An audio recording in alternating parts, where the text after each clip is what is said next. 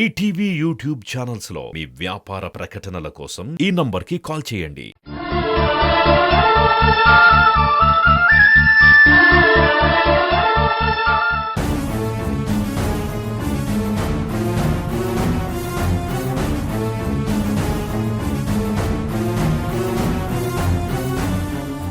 సరస్వతి చేసింది తలుచుకుంటుంటే నా ఒళ్ళంతా మండిపోతుంది. మరి ఇంత మోసమా?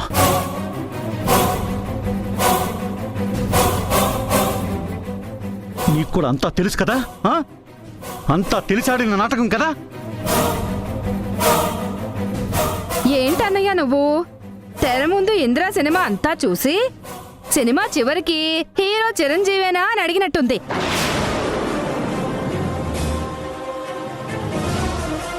నీకింకా డౌట్ ఉందా?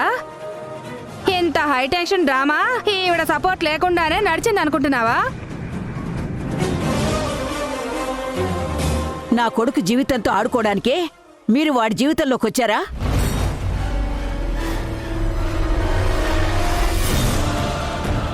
అసలేంటే ఇది? మా కాలంలో ఆడపిల్లలు ఎలా ఉండేవాళ్ళు? ఇల్లు దాటడానికి 100 సార్లు ఆలోచించేవాళ్ళు. ఇప్పుడు గుమ్మాలు దాటేస్తున్నారు, హద్దులు దాటేస్తున్నారు. ఏకంగా మొగుణ్ణే ఒక ఆట ఆడిస్తున్నారు.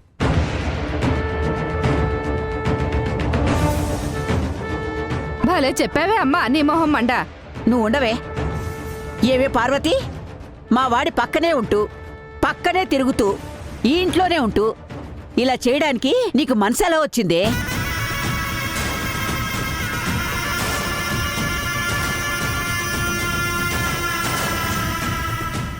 ఇప్పుడేంటి? ఆ సరస్వతిని మభ్యపెట్టి వీళ్ళిద్దరి మధ్య దూరం పెంచి తర్వాత నా కోడలు సరస్వతిని నా కొడుకుని విడదీసి నువ్వు ఈ ఇంట్లో సుఖంగా తిష్ట వేద్దామనుకుంటున్నావా?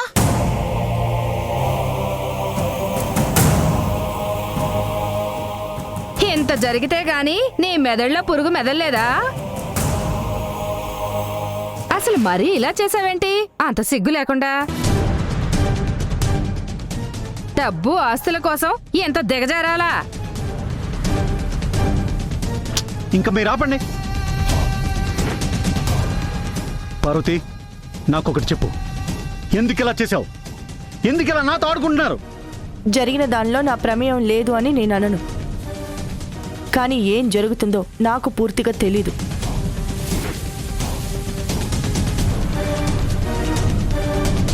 కానీ నాకు తెలిసింది ఒక్కటే, సరస్వతక్క ఇచ్చిన మాట ప్రకారం ఎలాగైనా వస్తుంది అని. వచ్చింది, వెళ్ళింది.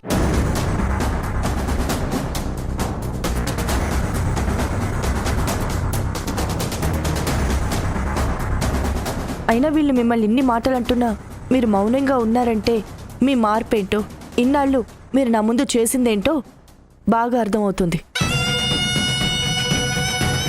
అయినా అత్తయ్య ఇస్తా అన్నారు, వచ్చారు. ఆవిడకి పూర్తిగా రావాలి అనుకున్నప్పుడు ఖచ్చితంగా వస్తారు. ఆవిడొచ్చి మమ్మల్ని ఆశీర్వదించి వెళ్లారు కదా, దానికి సంతోషించొచ్చు కదా.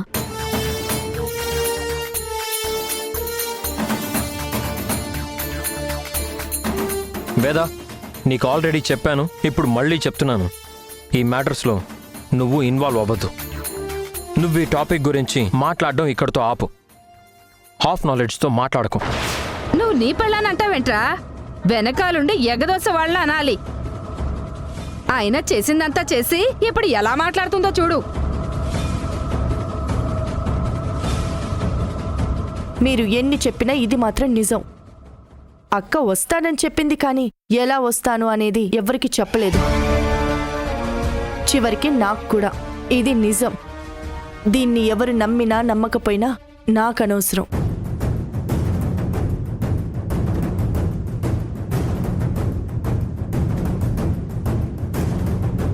అయినా అక్క వస్తానని నాకు మాత్రమే చెప్పిందా? మీకు చెప్పింది కదా. నేను మిమ్మల్ని ఎంతగా అభిమానిస్తాను, ప్రేమిస్తాను అక్కకి బాగా తెలుసు. అందుకే నేను ఎక్కడ చెప్పేస్తానో అని నాకు కూడా చెప్పకుండా ప్లాన్ చేసింది.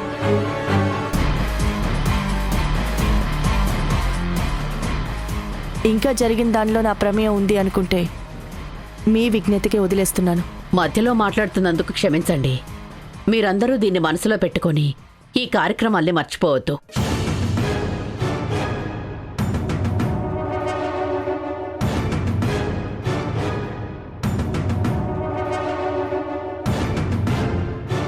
లోక్నాథ్ గారు, మీకు చెప్పాను కదా, ఈరోజు ఈ కార్యక్రమాల్ని ముగించుకొని నేను అమెరికా వెళ్ళాలి. వీటి వల్ల నా ప్రయాణం ఆగకూడదు. ప్లీజ్ కొంచెం జరగాల్సిన వాటి గురించి ఆలోచించండి.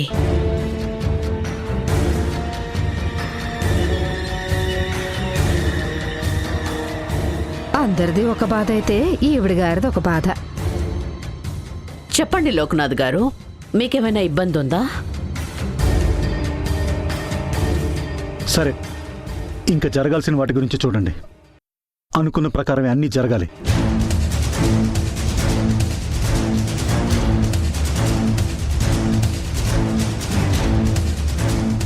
థ్యాంక్స్ లోక్నాథ్ గారు.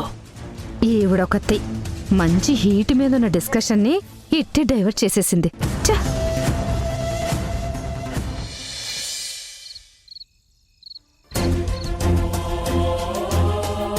అమ్మయ్యా, మొత్తానికి మనం అనుకున్నది సాధించాం తల్లి. అయినా అసలు అంత రిస్క్ ఎందుకు చేశారమ్మా?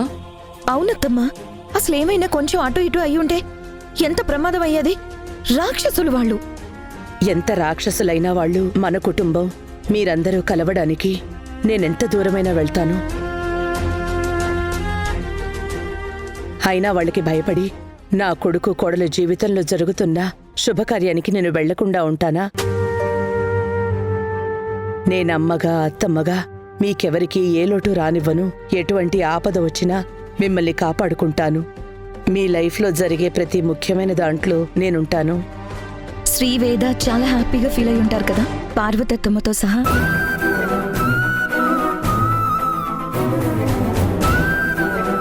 అయినా ఇదంతా ఒక సినిమా లెవెల్లో ప్లాన్ చేశారు. ఇంతకీ ఎవరు చేశారు ఇదంతా? ఇంకెవరు? మన శాంతమ్మే.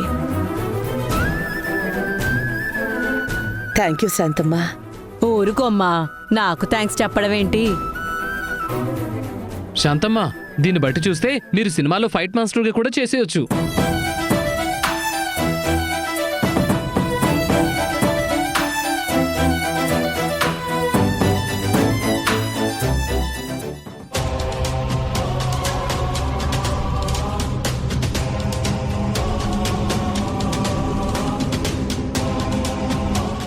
మీరెందుకు సడన్ గా కళ్ళు తిరిగి పడిపోయారు?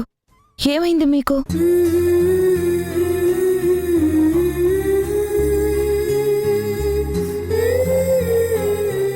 అంత నీరసంగా ఎలా అయిపోయారు? ఆ టైంలో మీకు ఏమైంది అత్తమ్మా? అదేం లేదమ్మా. అక్కడంతా పొగ కమ్మేసరికి నాకు పడలేదు. అందుకే స్పృహ తప్పి పడిపోయాను.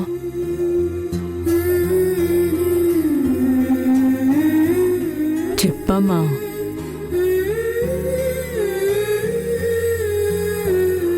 ఇంకా ఎన్నాళ్ళు మోస్తావు తల్లి నువ్వు ఈ కష్టాలు? ఎవరికి ఏమీ చెప్పకుండా. అత్తమ్మా, మీరు కళ్ళు తిరిగి పడ్డం పక్కన పెట్టండి అత్తమ్మా. మనం ఇచ్చిన ట్విస్ట్కి, మనం ఆడిన గేమ్కి పాపం అక్కడ వాళ్ళ పరిస్థితి ఏంటో. ఒక్కొక్కళ్ళకి మబ్బులు విడిపోయి ఉంటాయి. సరస్వతత్వం అనుకుంటే ఏదైనా సాధించగలదని వాళ్ళకి గట్టిగా అర్థమై ఉంటుంది.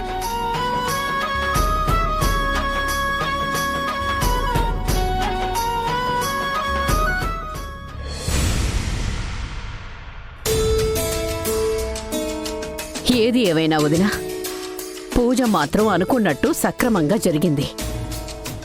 ఇక సరస్వతి వదిన కూడా రావడం పూజ వైభవాన్ని పెంచింది. అవునదినా.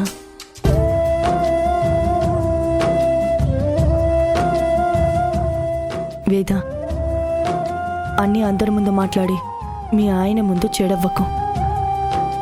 తను అలాంటి విషయాల్లో నీ వైపు ఉండలేక, నిన్ను బాధ పెట్టలేక, నిన్ను కంట్రోల్ చేయలేక చాలా ఇబ్బంది పడతాడు.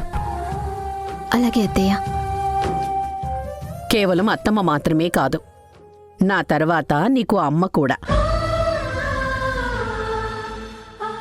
అందుకే పార్వతి అత్తయ్య చెప్పింది జాగ్రత్తగా విను. అలాగే అమ్మా. నా బంగారం చెప్తే వింటుంది. వదిన, శ్రీవేదల శోభనం ఎలాగైనా చాలా పీస్ఫుల్గా వాళ్ళకి మెమరబుల్గా జరగాలి. అలా ఏర్పాట్లు చేయాలి మనం. ఖచ్చితంగా వదినా, అందులో నేనేమీ తీసుకుపోనివ్వను. ఏం పిల్ల, శోభనానికి రెడీనా?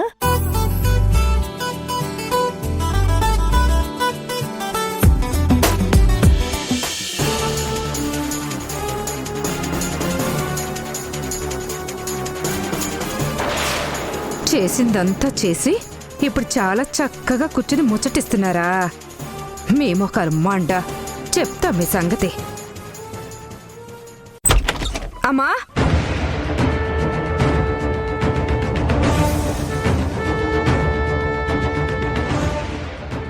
ఏంటే, ఏమైంది? ఇక్కడేం చేస్తున్నావు? అర్ధరాత్రి ఆకలేస్తే తినడానికి ఇంట్లో ఏమున్నాయా అని ఆలోచిస్తున్నా. నా మొహం మండ. నువ్వు తినడానికి ఇంట్లో ఏమున్నాయా అని ఆలోచించు. ఈలోపు అది ఇల్లునే తినేస్తుంది. ఏంటి? మరి లేకపోతే ఏంటి? నా మొహం మండ. పార్వతి రాజేశ్వరి కలిసి జరగబోయే శోభనం గురించి మంచి మంచి ప్లాన్లు వేస్తున్నారు. చూస్తుంటే పార్వతి చేతుల మీదుగా అన్నీ జరిగిపోతాయి. అప్పుడు పెత్తనం అంతా ఆవిడగారి చేతిలోకి వెళ్ళిపోతుంది.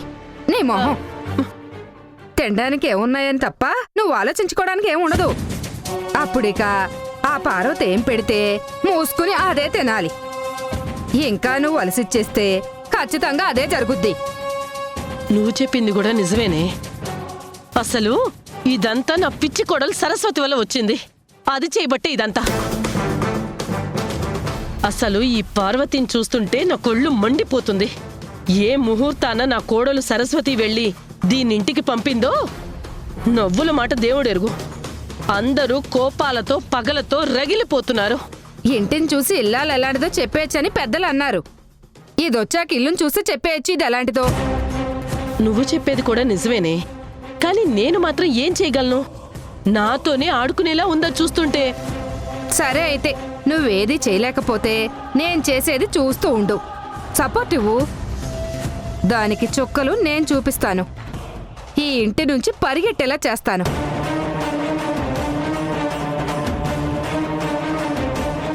దానికన్నా ముందు ఈ శోభనం జరగకుండా ఎలాగైనా చెడగొడతా.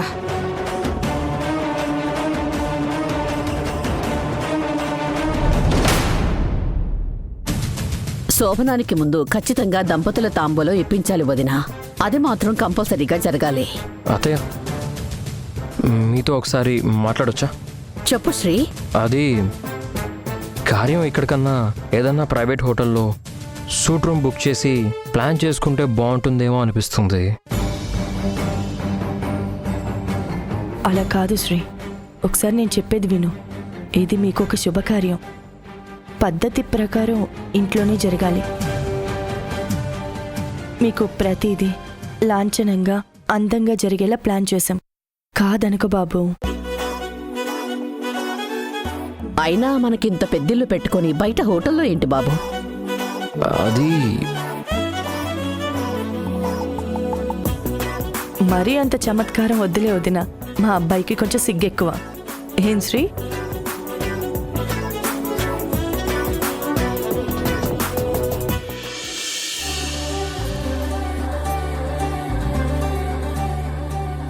కొత్త జంట ఇవ్వాల్సిన దంపత తాంబూలం మీ చేతుల మీదుగానే మీ అత్తమామలకి ఇవ్వండి. తీసుకోండి.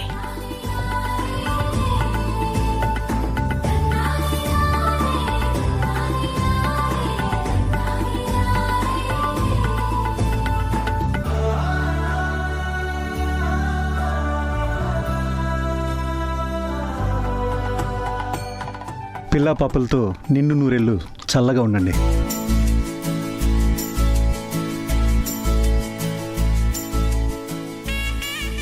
ఇక అన్నింటిలో చివరి ఘట్టం. నా కూతురు వేదని భార్యగా శ్రీ చేతుల్లోనూ కోడలిగా మీ చేతుల్లోనూ పెడుతున్నాను. నాకు నా కూతురు కన్నా ఏది ఎక్కువ కాదండి. నా కూతుర్ని బాగా చూసుకోండి. చూసుకోవడం ఏముందిలేండి. మీరు చెప్పినా చెప్పకపోయినా బాగానే చూసుకుంటారు.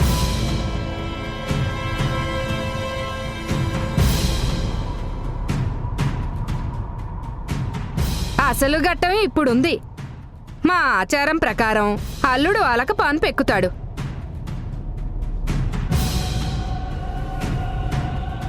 మీరే అల్లుడు గారికి ఏదో ఒక బహుమానం ఇచ్చి అలక పానుపు దింపాలి. చెప్పండి, మీ అల్లుడి గారికి ఏమిస్తారో?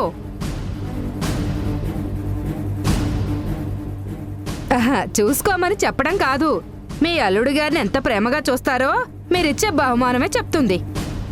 భాగ్యం, ఇప్పుడు అవన్నీ ఎందుకు? నువ్వు ఊరుకోరా అన్నయ్య, నీకేం తెలీదు. సరదాకో ఆచారానికో అడిగాను కదా. అల్లుణ్ణి అలకపానుపు మీద నుండి దింపడానికి ఏమిస్తారో చూద్దాం ఉండు. భాగ్యం అత్త. శ్రీ, ఆవిడ అడిగిన దాంట్లో తప్పేమీ లేదు.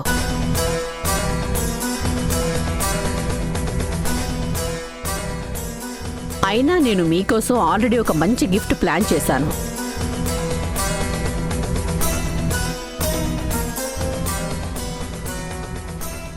ఎలాగూ నేను కొత్త బిజినెస్ పెట్టి అమెరికాలో సెటిల్ అవ్వాలనుకుంటున్నాను. అందుకే నా కోట్ల విలువైన ఆస్తులని, బిజినెస్లని నీ చేతిలో పెడుతూ డాక్యుమెంట్స్ రిజిస్ట్రేషన్ చేసుకొని తీసుకొచ్చాను.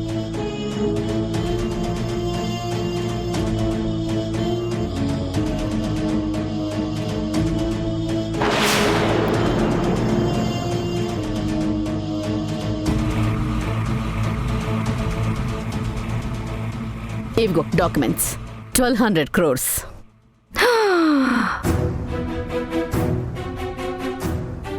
$1200 కోట్ల.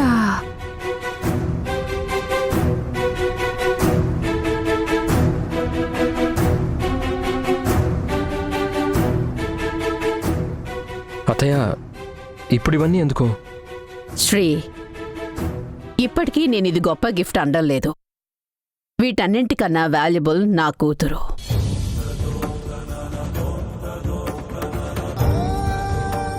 నా కూతురు కళ్ళల్లో నీళ్లు రాకుండా కళ్ళల్లో పెట్టుకొని చూసుకోండి శ్రీ.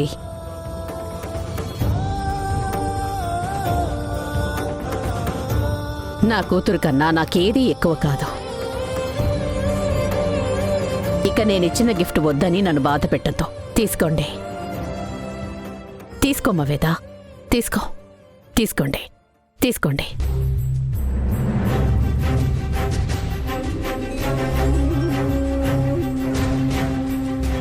వేద, ఎందుకు ఏడుస్తున్నా? అమ్మకి నీకంటే ఏదీ ఎక్కువ కాదు.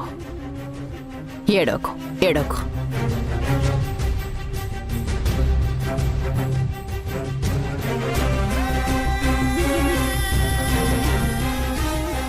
లోక్నాథ్ గారు, నా కూతుర్ని కోడల్లా కాకుండా కూతుర్లా చూసుకోండి. నాకదే చాలు. వేద బాధపడితే నేను చూడలేను. జాగ్రత్తగా చూసుకోండి. మాటిస్తున్నాం వదిన, మీ మీద బెంగ రానంత బాగా చూసుకుంటాం. వేద, ఇక నుంచి నీకు ఇదే ఇల్లు. ఒక మంచి కోడలిగా, ఒక మంచి కూతురుగా నాకు ఎప్పుడూ మంచి పేరు తీసుకొచ్చేలాగా నువ్వు నడుచుకోవాలి.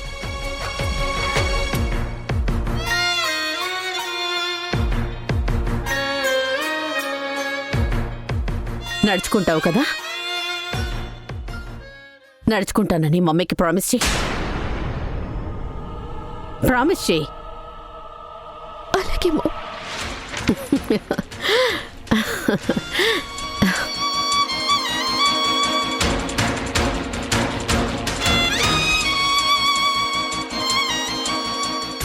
సరే వేద, నాకు ఫ్లైట్ టైం అవుతోంది. ఇంకా చాలా పనులున్నాయి. మరి నేను వెళ్ళరానా? కొన్ని రోజులు ఉండొచ్చు కదా మా. అలా కాదు నానా, ఆల్రెడీ ఫ్లైట్ టికెట్స్ బుక్ అయ్యాయి. ఇంకా చాలా పనులు కూడా ఉన్నాయి. మళ్ళీ అమ్మ తొందరలోనే వచ్చేస్తుంది. అక్కడ పనులన్నీ పూర్తి చేసుకుని వచ్చేస్తాను. సరేనా? సరే.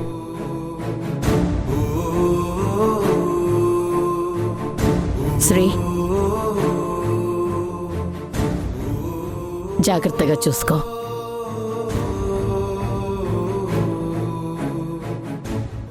వస్తాను లోక్నాథ్ గారు, వస్తాను వదినా. మంచిది. వేదా, బాయ్.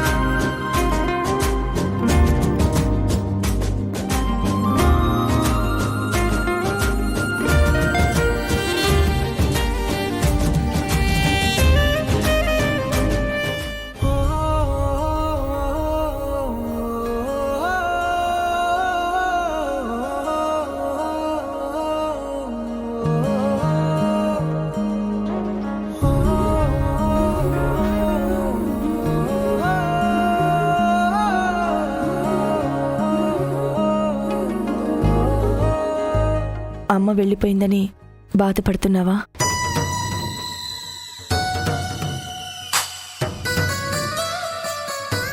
ఆ అమ్మ వెళ్ళిపోతే ఈ అమ్మ లేదా?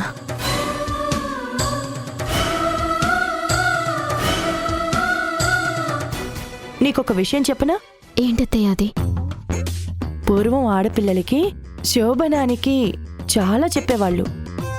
ఈ కాలం ఆడపిల్లలకి కూడా అది చెప్పాలంటావా? ఏం చెప్పేవాళ్ళు? అబ్బో, అయితే నీకు చాలా చెప్పాలి. దేని గురించి అత్తయ్య? నేను నీకు అత్తమ్మని మాత్రమే కాదు, అమ్మని కూడా. నా కూతురికి నేను కాకపోతే ఇంకెవరు చెప్తారు? అయినా ఈ చీరలో నువ్వు చాలా ముద్దుగా ఉన్నావేదా. నా దిష్టే తగిలేలా ఉంది. బంగారమమ్మ నా కోడలు. అత్తయ్య, ఎందుకో తెలీదు, నాకు చాలా టెన్షన్గా ఉంది. అది ఏ ఆడపిల్లకైనా సహజమమ్మా. ధైర్యం కోసం ఏమైనా చెప్పండి అత్తయ్య. ధైర్యం కోసం కాదు, ఈ కార్యంకున్న సంప్రదాయాల గురించి చెప్తాను. ఏంటత్తయ్య చెప్పండి. శోభనం పెళ్లి కూతురు పాల గ్లాస్తో గదిలోకి వెళ్లడం అనే పద్ధతి ఎందుకొచ్చిందో చెప్పు చూద్దాం.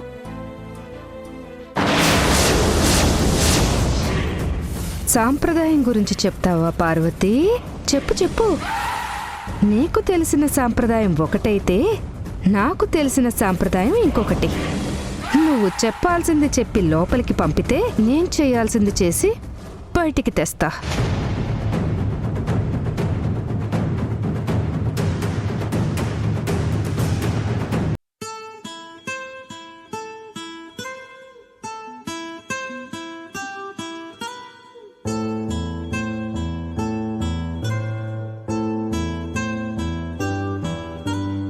ఏమిటో ఇది వివరించలేనిది,